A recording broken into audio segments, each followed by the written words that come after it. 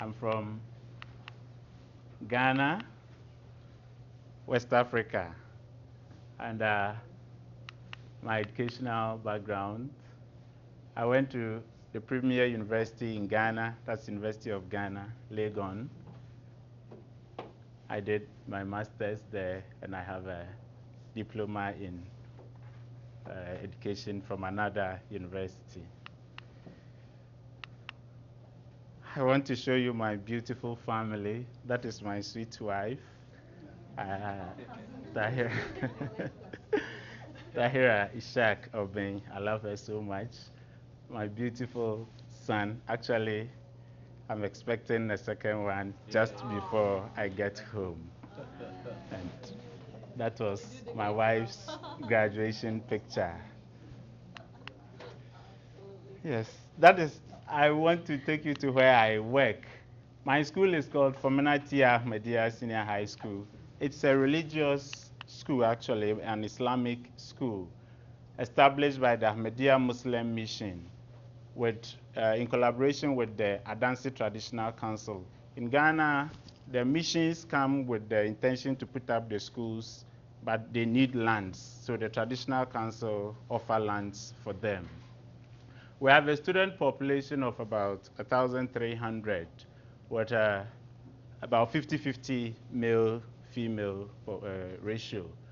We have about 65 teaching staff, but we have other staff who we call non-teaching, about 54 of them. These are some of my science students just in front of our science block. I want you to take you, and I think this is my return journey to Ghana.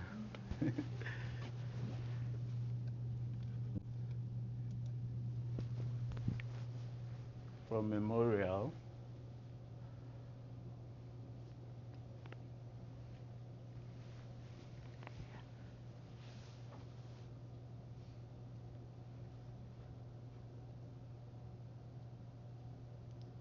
Yeah. Actually, I was worried I would not find this on the map because of the location of my school. So when I got it, thanks to Mimi, I was really happy. And I saw my house because I live on the school bungalow. Religion in Ghana. Ghana is both, I would say, a secular state as well as a religious state, because in our constitution, the opening statement in the constitution is in the name of the Almighty God, some sort of admission of a religious nature. But we do not actually rate one religion over the other. Each person has the right to practice his religion. We do not have something like a state religion. So that is also what I would also say it's secular in nature. People also decide to be atheists, actually. So there's really a religious demography.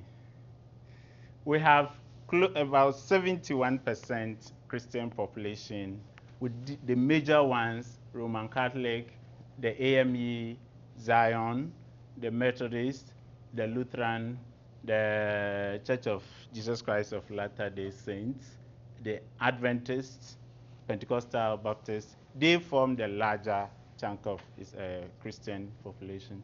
Muslims, of which I'm a member of, will account for only 18% of the population. And it is strange because traditionally we are all, none of us were originally Christians or Muslims, but I don't know what happened. Islam and Christianity infiltrated, and then it has taken a large chunk of our population. We have only 5% of our people who are still stuck to the traditional religion. Then the others, including atheists, about 6%. And we have Hinduism, Judaism, Shintoism, Rasta, then the Ekanka, religion of light and sound. Then we have some Buddhists in Ghana. And I think there are several more we have in the country. Yes. I put the map of Ghana. Ghana is interesting because when the Europeans were coming, the Portuguese in 1471, they came along the coast. But when the Arabs too, they also entered from the north. So a large population of the people here are Christians. So as you move further up north, the Christian population begins to decline. From the north, because they also entered the country from the Sahara Desert, so they also moved in. So we have a large population, and I come from the upper west region. That's probably why I'm Muslim. We have cordial relationship between religion and state. There is no friction between us, and at all our public gatherings, we give opportunity for every religion to express itself. So this illustrates, we call this libation pouring. The traditional religion does this by inviting our ancestors to witness what we were doing or what we are doing. If we were in Ghana today, before we started this program, they would have poured libation traditionally to invite the gods or ancestors to stand by us so that whatever we do will end successfully. We also give chance for the Islam faith to also express itself. This is the national chief imam who, on, let's say, Independence Day and other state functions, he will have the opportunity, or his rep would have the opportunity to say a prayer. And this is our president and then the vice. The man in the white cap is the vice president. And it is interesting the way we do it in Ghana. Religion has found a way of entering into our political fiber, such that if you are choosing your leaders and you are not careful, it may go against you if you don't consider religious and ethnic affiliations. For example, our current president is a Southerner and he's Christian. And strategically, Southerner means he's from the southern part of the country. Strategically, he chose a running mate who is a Muslim and also from the north, so that he'll be appealing to the people of the north whilst he is appealing to the people down south.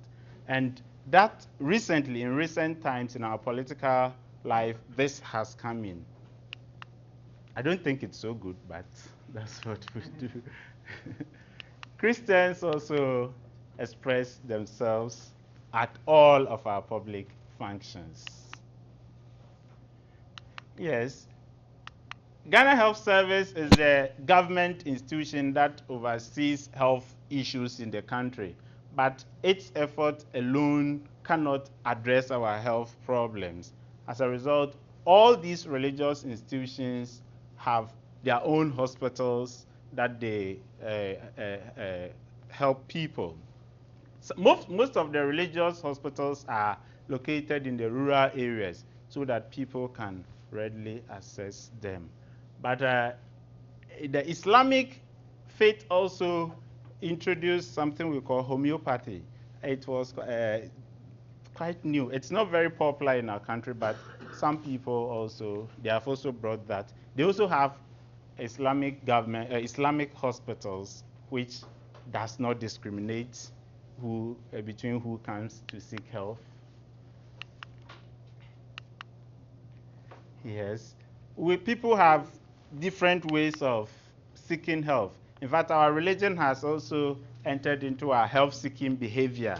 Somebody decides that if I'm not well, my first point of call is church or some other way. Another person decides that if I'm not well, I need to go to somewhere.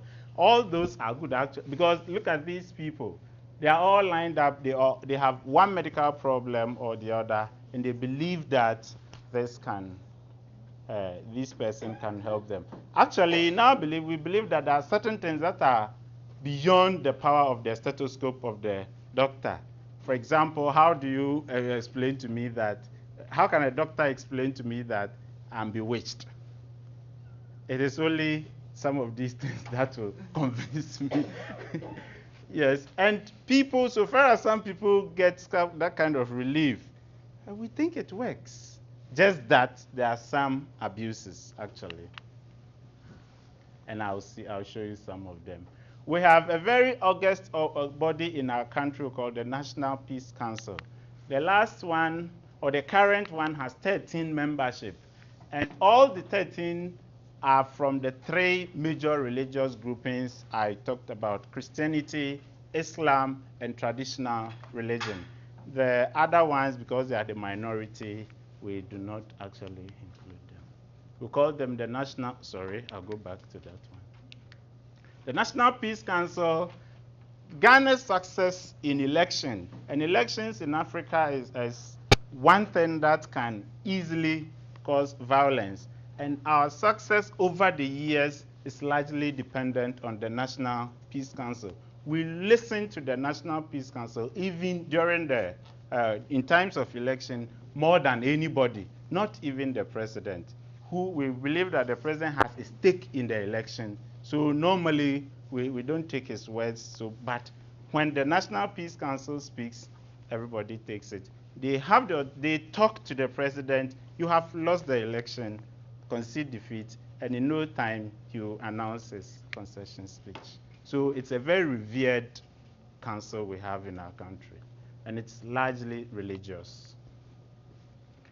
We are very tolerant, and a show of our tolerance: if on Christmas and Easter you will not know who is a Muslim and who is a Christian, we celebrate it together. Yes. And all those days have been declared national holidays. This is Eid. On Eid, all the two Eids in Islam, my brother Mustafa mentioned the Eid al-Fitr and Eid al-Adha.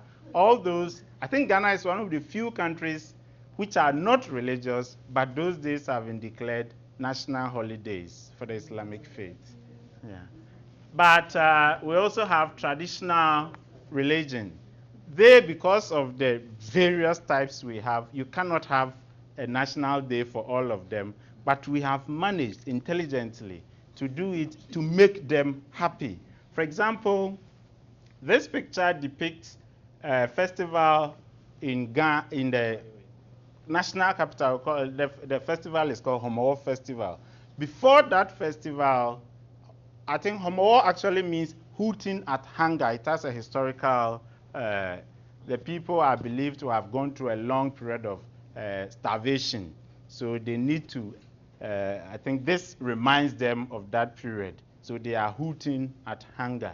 Before they make that festival, there's a long period of the ban on noise making and drumming. So churches, mosques, and all other other activities that will generate a lot of noise, you have to stop it. Initially, there were problems, but with time, I think the government also saw sense in what the people demanded, because they are the custodians of the land. So they saw sense in what they said, and they gave so once that period is up, nobody makes noise, and everybody accepts and respects them. Education and religion, you cannot actually split them in our country, because the missionaries who entered, they came. I think they only educated us so that they can propagate religion. So we see them to be almost inseparable. And I picked an interesting quotation from the Bible. By wisdom, a house is built, and through understanding it is established. Through knowledge, its rooms are filled with rare and beautiful treasure, from the book of Proverbs. And this is a popular prayer in Islam. We ask God to increase us in knowledge. It's a very popular prayer. But I put this here for people to know that Islam does not discriminate between men and women in terms of education. In fact, the Holy Prophet of Islam the Prophet Muhammad, may the peace and blessings of Allah be on him, he said that the quest for knowledge is incumbent upon every Muslim to seek knowledge. And in fact, it is the lost treasure that everybody must seek. So there is no way, but as my brother said, there have been a lot of negatives around us, so you have to work hard to get it off. Religion has religious bodies. Actually, this is a school, Wesley Girls High School. It's one of the best schools in the country, and it's a Methodist school. This is Prempeh College, my alma mater. It's also a Methodist school. It's one of the best boys' schools in the country. This is Opokuwari School. It's a Catholic school, a very good high school. Actually, we are rival schools. We are in the same district. And this is where I teach. It's an, as I've said, Islamic school. And strangely, we have only about 20% of our students who are Muslims. A large majority of them are Christians. It is not all that all sweet all the time. The unpalatable. People seek health, and most times women, desperate for, in Africa, women need to, they have one problem or the other, and they trust their pastor so much, they go and they are abused. This is one clear case. We believe that the pastor is exorcising the spirit out of him.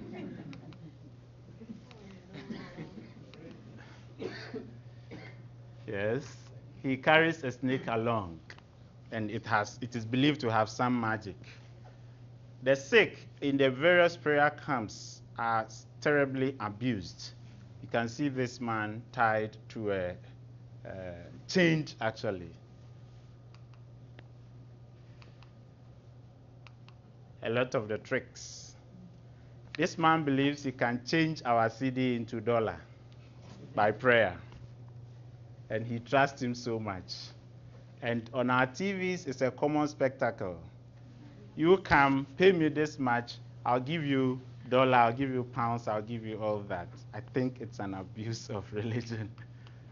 I would like to end with a quotation from our president during National Prayer Day, that let us continue to stay as one. We are different people, different religions, different beliefs, but united as Ghanaians and united in our vision of developing our country as a free, prosperous nation that is governed according to the rule of law, where human rights are respected. That is the vision of the founders of our nation, and it is the vision that we have to continue to realize in our times. Thank you so much.